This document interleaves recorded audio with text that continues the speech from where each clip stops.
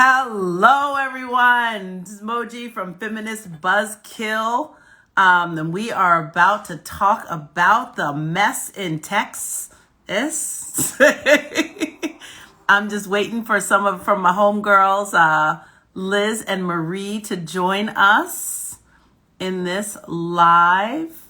Go live with Marie. Oh, there's Marie. Go live with. I'm gonna get Liz in here. Here we go. Go live. What am I happening here? Oh, no, I don't want to send her a message. 1 minute.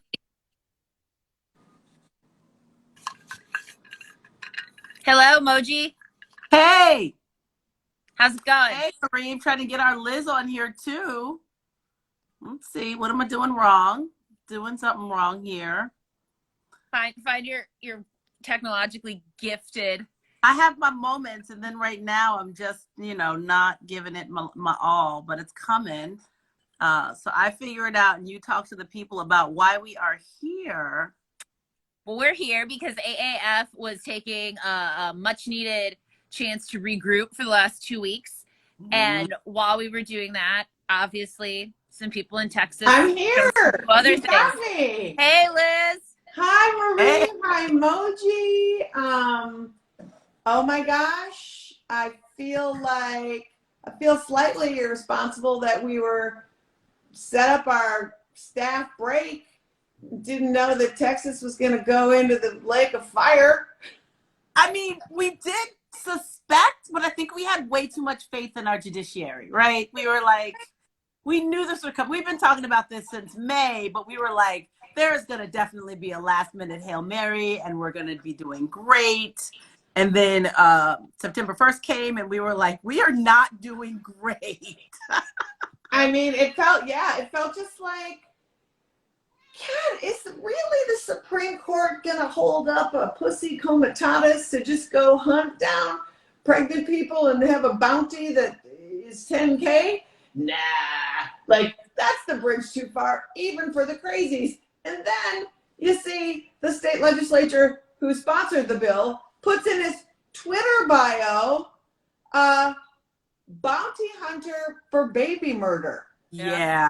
So it feels maybe like I know a lot of people have been just like all weekend, people who are new to the game, looking at stuff, seeing things for the first time. It's very hard to not beat your head against the wall when we've been screaming constantly, when you have been begging the media to book experts, book anyone on, because like it's been an exercise in people learning, but I feel like also I wish that I could sit down with media producers of these shows to say, your legal generalists are fine, but the legal people who are fighting these laws and the plaintiffs and the patients who are subjected to these laws are the people who are going to bring the stories and the facts and the most updated information. National organizations don't have that. We're really lucky. Just as a point of privilege, I'm on the board of Whole Women's Health Alliance, who is the plaintiff in this case. So we are following at Abortion Access Front the lead of Whole Women's Health Alliance, what Texas needs and wants, and it is our position at Abortion Access Front that if there is a fire happening, you don't raise money for your fire department to do future fires. You raise money for the people on the ground putting out the fire, and you bring your fire department to that fire. So if you look at our Insta, you'll see, we are telling you where to give money. There's just a lot to say. So I kind of want to just hear from all of you, like how you're feeling. And Moji, what are some things that are important to you as we talk about this? Because we do have some stuff we can give you guys, tools and things. I'm sorry, you cut out a little bit, but I think you just wanted to talk about what was important to us here. I feel like this has been a really interesting exercise for me personally, because I've been talking about this with the people in my life. And then on September 1st, people were like, do you hear what's happening in Texas?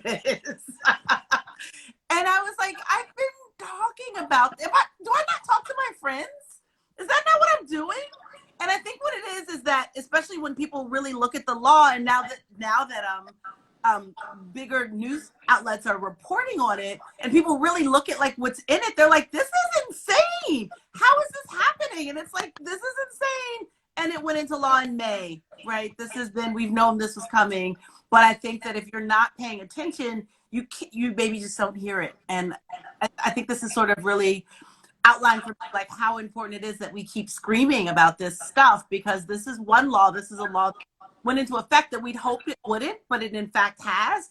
And it is maybe the craziest law of this summer, but like they're equally insane laws that are being put on the books, that are passing in these right-wing legislatures, that are unconstitutional and harmful to the people in the states that they're enacted. And they just don't get the news, right? People don't talk about it. If people don't know, then it's hard to fight back. And so this is a moment for us to know, like, this is happening and this isn't the only place, and we can fight back. And now that we're here, we hear that it's replicating around the country already. This has emboldened all of these people to get out there and rewrite this law and add it to their states. And so we're all in danger. Yeah, and it's like when people say, what state's next? I'm like, there is no next. We're in the center of the tornado. It's happening. Like, it's happening in every state. And people are like, of course, the South. And I'm like, no, of course, everywhere but Oregon. Like, be clear, it's everywhere but Oregon. And so I think people are stunned. And that's why I go back to, and Maria, I would love you to touch on this. When the news media doesn't cover this on the reg, they aren't updating themselves. They aren't getting the most critical information, and they aren't reporting correctly. They aren't using the right language. They're using language the anti-abortion people use. Marie, like, I know that's your bugaboo. It's all of our bugaboos, but Marie. I mean, we talk about how the anti-abortion community utilizes the term genocide and Holocaust, and with this, they get referred to by the media as being pro-life, which fundamentally we've already seen. Like, there's already deaths being reported on Reddit and TikTok from people not having access to safe abortion. They also kill doctors. Yeah. Yes. And blow up clinics. All of that. None of this is pro-life. So when the media utilizes that immediately, emboldens these two sides. And, well, one side says there's a 6-week ban. Here you go. Like that. None of that is pro-life. And also the constant use of it being women's rights, access for care for women. Not all folks who need abortion are women. That's just a fact of the matter. And that is why we need to make sure that those reproductive rights are enshrined in there for everyone. And this is an opportunity that we can take advantage of that and put that into the vernacular and use that. Yeah, I agree. And I think too, it's like not all people who have and also inserting the word, you can just say reproductive rights. Like, it's really easy, or reproductive justice or reproductive access. You don't, and if you want to say women, because women certainly are the majority of people, but it's also women and non-binary people and trans men. And like, it's important. And also just like, not all women have uteruses too, just right. By the way, just by the by, if we're going to talk about it. And it does feel maddening to hear even old language like pro-abortion or pro-choice doesn't mean pro-abortion. It's like, why do people feel the need to say that? It's stigmatizing.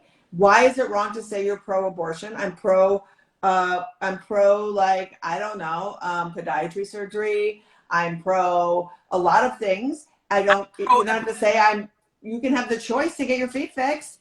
Yeah.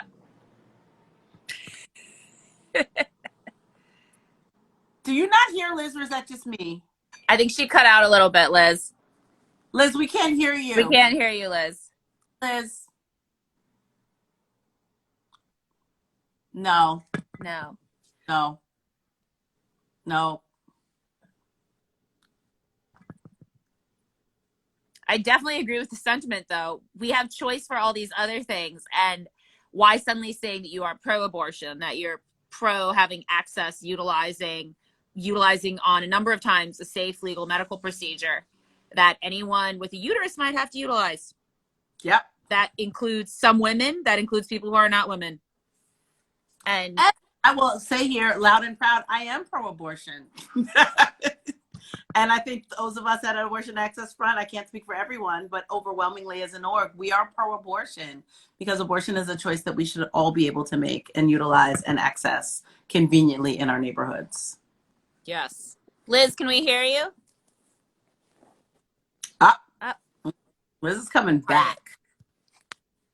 Yeah, some of the other use of media vernacular that we've noticed too is we like to call anything the Taliban or bring up Sharia law when laws are infringed on and rights are infringed on, which is ironic because obviously the community doing this in Texas are not brown.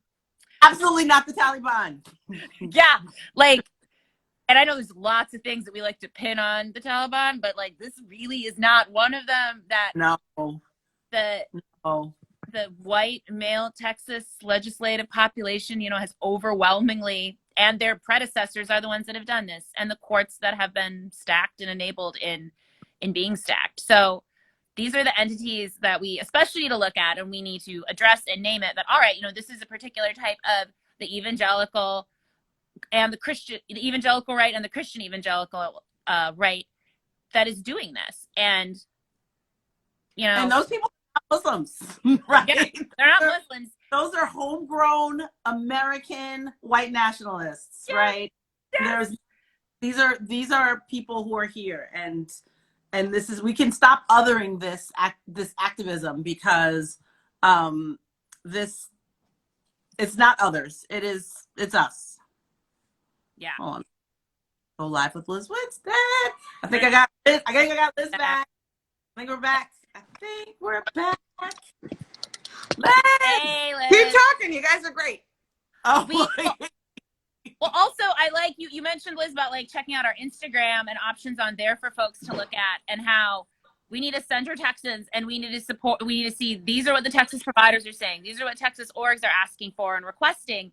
And it is so important to look to those community because they are the ones that this is just hit first. Like you said, Moji, like this is popping up everywhere. Texas had sanctuary cities. They had Whiteface, Texas. That was a fucking sanctuary city. Can you? I don't know if you can swear on Instagram. I'm sorry. You can, Marie. You're so cute. Yeah. Okay. This is also a what the fuck moment. So even if you can't, I feel like I take it. Love it. Also, like White Texas for sure. But let's remember, in June, a city in Texas instituted this exact law, almost as a tax case, and the similar outcomes is this, which is our stacked right-wing judiciary did not know what to do with it or was unwilling to do anything about it. And I think also you were touching on this before, Marie, but like this week, I've gotten all these headlines like Bumble's doing this, Lyft is doing this, Uber's doing this. There is infrastructure in Texas, people who have been fighting these sorts of laws, who have the capacity and know what their communities need. And these are the people we need to uplift and give money to and support and listen to. And like, you know, Lyft and Uber, that ain't it.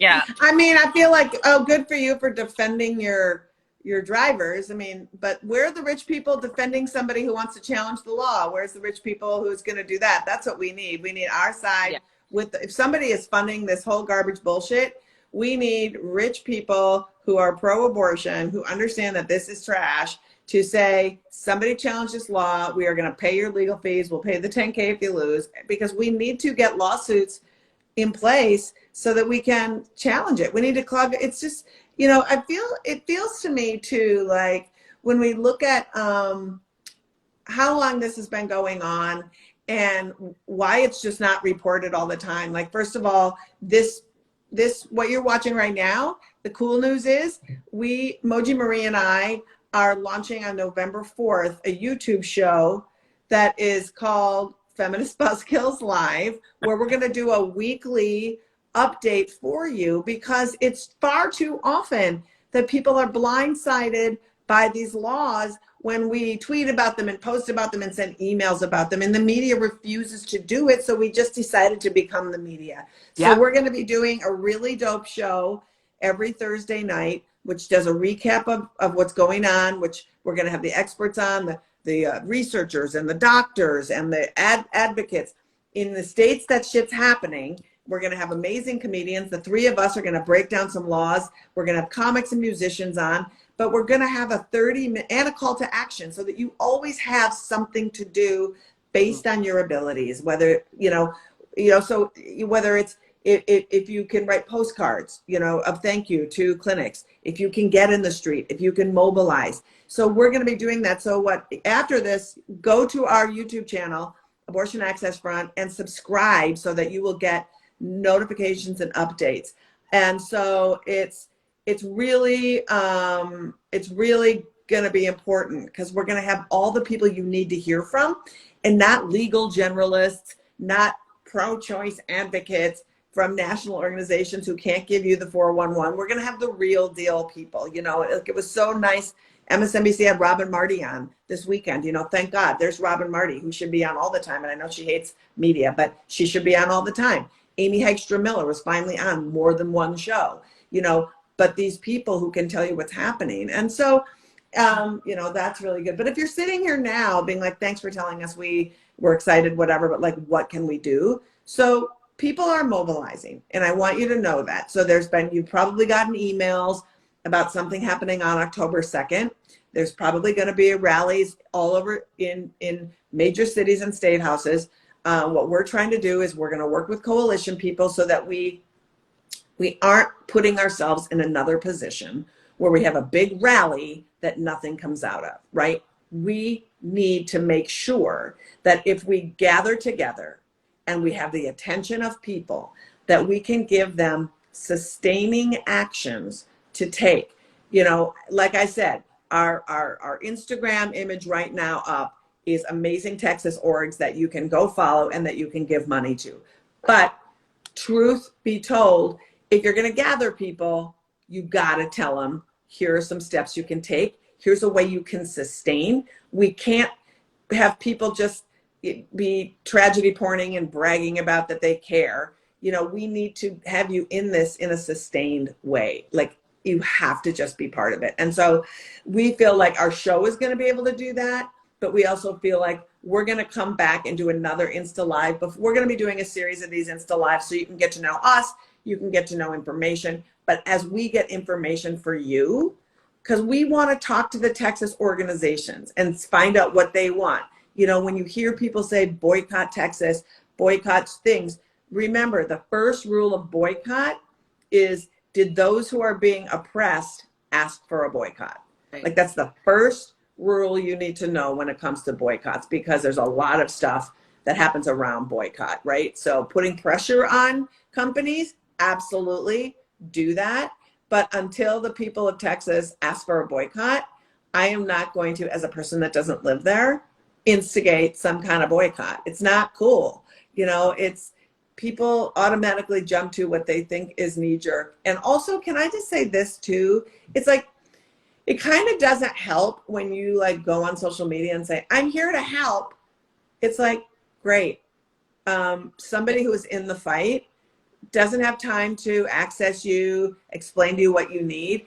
Do a little bit of homework, like access the organizations that you see in that list that we provided on our Insta feed. Read about them, see which one speaks to you, reach out to them, do some self-checking on, here's my skill set, here's what I can offer, and then call up or email them and offer what you can offer so they can put you to work. They can implement you in a place, because that's the truth. Nobody can be checking your shit on your Insta feed. Be there. It's really nice to have people show up with food. If you're caring for an ill person, it's like someone did a proactive thing. But find out what people need, because truth be told, the one thing I know all those people need, if you don't, is money. But if you can't donate, oh my God, you can give up your time. You can volunteer with us, sign up to volunteer with us. If you're like, I don't know what to do, the one thing you can do is volunteer with us, because we are always in communication with these organizations, and we will steer you to where they need help. We'll be able to guide you. We're kind of like, don't call the person who's sick, call the caregivers, because they can direct you, because they're talking constantly to what's happening. They can say, we need more of this, less of this. And we are great facilitators for that. I think that people come to us and people come to expect that from us, because we're not the center here. We're the connectors here. And sometimes you just need a connector who is one step removed, who has the information, and who is going to help execute the wishes of those who are really in the middle of this. So if you haven't signed up, go to aafront.org/volunteer and sign up with us, and we'll let you know. We're going to send out an informational email tonight. And you can always ask us questions on our messages on Insta or on Twitter, or you can ask any of us personally, because we are in it for the long haul. And we also know some people can't be in it for the long haul, but when you have time to dip in, we want you to be the most effective person you can be. Hi, Mary Lynn. Hi, Jeff Ross. I see you guys. So that we can, because we need to do this. Like, it's not a joke. And it's not, you can't just come in when we don't know what to do and when it's panic time. You know, we're laying the foundation and we want people to join. So, you know, 2 things you can do today: sign up to volunteer with us, donate, 3 things: donate to the funds that are listed on the graphic that we put in Insta, and sign up on our YouTube page for our show that will be launching November 4th. Hi, Jeff. It'll be launching November 4th, and it will be a one-stop shopping. It'll be hilarious. It'll be great. We're going to drag all those fuck sticks for filth. Like, I am tired of liberty chimps just dragging their fucking knuckles, just making these decisions that are so bizarre. I can't even take it. I can't take it. Liberty chimp. That. I mean, I came out Insta looking like Sideshow Bob because it's like, I don't care. So final thoughts. Marie, I know you work for a practical support fund. I wish you could tell people a little bit about Midwest Access Coalition, what they do, and how they're going to be helping folks in Texas. Well, we assist folks traveling to, from, and within the Midwest to access abortion care. And what we're preparing to do, and a couple other practical support funds that haven't up to this point usually worked with folks directly from Texas, is we're in linked conversation and sort of triaging and planning how, because Texas practical support funds know they're going to have to now facilitate handoff, otherwise explain or connect folks out of their state. So will you lay out a bit, Marie, what a practical support fund is for folks that don't know? The practical support funds assist individuals who have to travel to access abortion care. And that travel might look like bus or train tickets or plane tickets. It might be gas money. It could be Ubers and Lyfts. And then it also includes planning hotels, Airbnbs, or other types of housing situations. And then some practical support funds also can include funding for babysitting and childcare costs that the pregnant person has to have or has to take on, because if you're gone for 1 to 3 days for abortion care and you have little ones, you're going to want to make sure that they are in a safe space. So a lot of folks are faced with that. Food costs, all these things that add up and are going to be costs regardless. And you're off work because you're having a medical procedure done, and you're hopefully laying down and able to rest. So you're incurring all those costs while you're paying for an abortion and while you're having to travel. Now, in the case of Texans, out of state for sure, and if not multiple states, to try to access care. Because funds are anticipating that Texans are going to be looking at Kansas and Colorado, New Mexico, Florida. Like Moji and I were talking the other week, how like Florida is considered one of these destination states. Florida, which it's incredibly hard to get an abortion in Florida if you're under 18. Oh, it's worse in Texas for someone in that situation. So this is what we're doing. We are forcing minors to travel outside of the state to then take on greater costs with that travel, with that lodging. And we're doing the same thing to adults too. I want to remind you, mid-pandemic, travel out of state, mid-pandemic. Like, we're still in a pandemic. And I also want to argue, or I would also just like to point out as well, to the north of Texas is practical support funds that people can donate to. Midwest Access Coalition. Marie, who else? We're Midwest Access Coalition, so we're with folks within the Midwest, and then an opportunity and an option along with Bridget Alliance to support folks that are coming up from Texas. There are Texas practical support funds too, and funds that are abortion funds that also do practical support work there. CASN is one. There's a Houston practical support organization, which are all linked in the Instagram that Liz mentioned. So if you they're all in the Instagram. If you go look at the image in our Instagram, and all of those organizations that we posted will directly fund and help people access abortion. And then in terms of outside Texas, Bridget Alliance is a national organization. They especially are there to support folks with later abortion care, which can often mean longer hotel stays. And you can only go to, it's usually only 4 cities in the entire United States that folks are able to travel to for that care. So they're important. Access is a reproductive justice. So a Black, Indigenous, queer-led, queer-centered reproductive justice org out of the Los Angeles area. So they're in California. And then those are the big 3 that come to mind immediately. But then there's orgs and funds that do both, for example, like Yellowhammer in Alabama, they do practical support too. Alabama's going to be having folks come over too. Yeah. Just like having folks come over from Mississippi. And we're not even focusing on Mississippi right now today and what we're talking about. Yeah. So think about that. And like, when you think about people leaving Texas, just to paint you a little bit of a picture, you know, directly to the north is Oklahoma, there's a 72-hour waiting period. So if you are a person who's a low-income person of color, seeking care, that means 4 days you have to take off of work to access something that could take 5 minutes. But because you're panicked and you're desperate and your pregnancy is going to, you know, you're going to stay pregnant for longer as you try to access funds and access where to go. You know, you get into these places. Arkansas has a waiting period. You know, every state that surrounds Texas has a waiting period. You know, Arizona had proposed a Maryland Access Abortion Alliance. Thank you. Yep.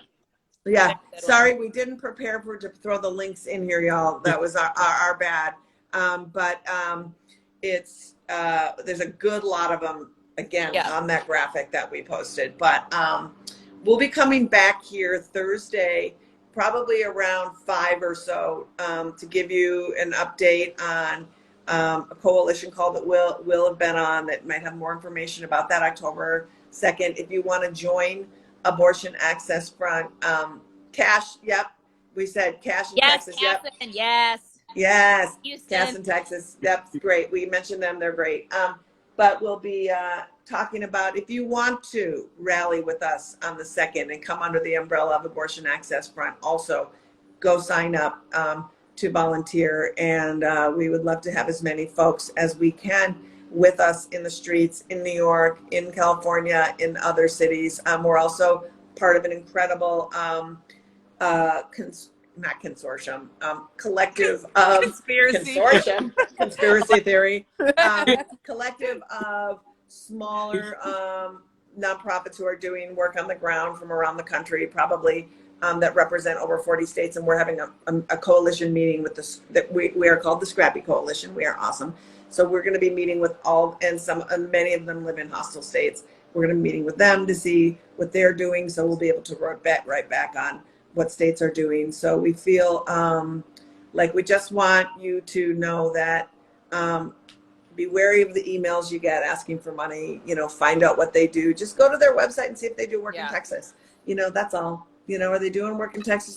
You know, and they don't have to be in Texas, but are they doing work in Texas? Are they facilitating getting people abortions right now? Because we have a 2-pronged situation where the smart people on the ground who are living this are having conversations and trying to figure out ways on a federal level and within their state to actually provide the care. And then we have to get people the care they need right now. So I don't want to leave out the piece that abortion providers in Texas need to be supported and honored, and we need to uplift them because they should be providing care. They're heartbroken and devastated that they have to turn people away. And that's what's happening right now. And so facilitating people's immediate needs, and then also saying this doesn't have to be like this and shouldn't be like this, and we refuse to allow it to be like this. So I just want to uplift Whole Women's Health, the Indy in Houston, the Planned Parenthood. I'm just probably forgetting another Indy in Texas, so forgive me. But like Whole Women's Health Alliance and Whole Women's Health in Texas, always on the front line of fighting these lawsuits, independent, beautiful, holistic care. And, I love them. And Amy is just fighting the good work. So go sign up with us, follow our socials, go to YouTube, go give money to those people on the graphic. What else are we forgetting, you guys? I mean, pay attention when we vote in future elections. Yes. Just Be an Also, educated demand voter. that your media has experts. Demand, Yeah. if you are an MSNBC or a CNN person, demand that they have people working on this case, experts in the field, not just in the field of law or journalists that write about it. I mean, that's all great, but Jesus, the more you know, we learn everything from the providers and the activists and the legislators on the ground. That's where we get all of our info. And as it's ever changing, we are ever changing with it. And so just demand that they're women of color, for God's sakes, so, because there's a lot of that's, who's leading the way. So, we need people who can tell stories, if you have an abortion story that you can tell and feel comfortable doing it, do it. We need to normalize abortion. And just remember, you're not pro-life if you're oppressing someone else. You don't get to have that moniker. Just don't get it. You don't get to have it. Nope. Sorry. Final thoughts, and then we'll go. Moji, you want to, Marie, Moji? I mean, there's nothing pro-life about this bullshit. And if you think so, you're not paying attention. You don't know what life is, right? Like you haven't even explored like how people try to live their life. There's nothing pro-life about this. This is oppression, pure and simple, straightforward, unequivocally, and we don't have to stand for it. No. And if you're rich, start funding people so they can challenge this law. Fund this, put the 10K up, put the money up for somebody to get a lawyer to do this. Like, do it. We need to, defend people who are going to defy unjust law, especially when like the federal laws are saying that this is clearly illegal and unconstitutional. So, thanks for listening. Let us be your hub. We are excited to be that. These two women that are on top of me and on the side of me are the greatest women I know. So love you guys, and we'll talk to you soon. Moji, don't forget to save the video. Save it, Moji, save it. Bye. Bye, everyone. Bye.